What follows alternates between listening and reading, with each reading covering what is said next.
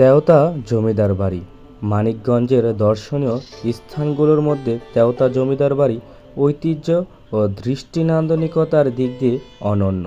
এর অবস্থান মানিকগঞ্জ শিবালয় উপজেলার যমুনা নদীর পাড় ঘেঁষে তেওতা ইউনিয়নের তেওতা গ্রামে।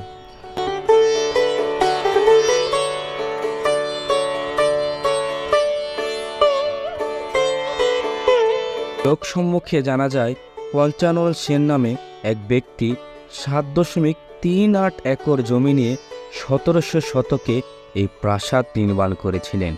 এই প্রাসাদের পূর্ব দিকে রয়েছে লালদিঘি অন্দরমহল। এই প্রাসাদের দক্ষিণ পাশে রয়েছে টালির তৈরি বিশাল আকৃতির কাচারি ঘর।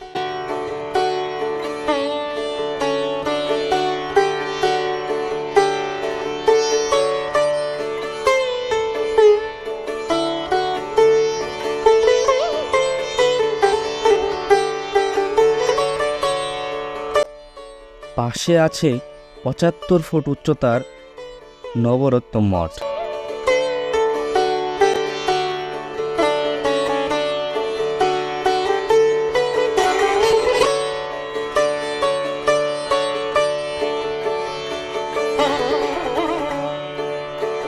নবরত্ন মঠের পশ্চিম দিকে রয়েছে শান বাঁধানো পুকুর ঘাট।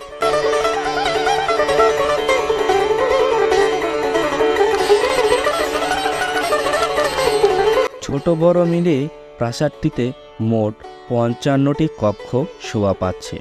পঞ্চানন সেন প্রাসাদটি নির্মাণ করলেও পরবর্তীতে হেমশঙ্কর ও জয়শঙ্কর নামে দুই ব্যক্তি এখানে জমিদারি প্রতিষ্ঠা করেন।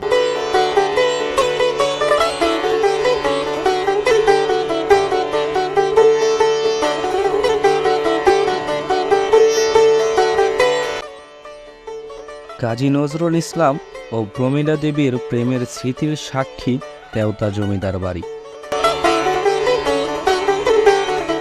জমিদার কিরণ শঙ্কর রায়ের আমন্ত্রণে একবার নজরুল তার অতিথি হয়ে আসেন, আর সে সময়ই নজরুল এবং প্রমীলার দেখা হয়েছিল। জমিদার বাড়ির পাশের বাড়ির বসন্ত কুমারের মেয়ে দুলি ছিলেন তখনকার জমিদার কিরণ শঙ্কর রায়ের স্নেহধন্য। বেড়াতে এসে নজরুল জমিদার বাড়িতে প্রতি রাতেই গান বাজনার আসর বসাতেন। দর্শকের আসনে জমিদার পরিবারের পাশে প্রমীলাও থাকত। আর নজরুল যখন তুমি সুন্দর তাই চেয়ে থাকি প্রিয়, সে কি মোর অপরাধ। তুমি সুন্দর তাই চেয়ে থাকি প্রিয়, সে কি মোর অপরাধ। চাঁদের হেরিয়া কাঁদে চকরিণী, চাঁদের হেরিয়া কাঁদে চকরিণী বলে। অথবা মোর প্রিয়া হবে এসরানি, দেব খোঁপায় তারার ফুল গাইতেন, তখন লজ্জায় রক্তিম হতেন প্রমীলা দেবী। ভবঘরে নজরুল জীবনে যেখানেই গেছেন সেখানেই কিছু না কিছু স্মৃতি রচনা করেছেন। তেওতার স্মৃতি নিয়েও তিনি অনেক কবিতা গান সৃষ্টি করেছেন।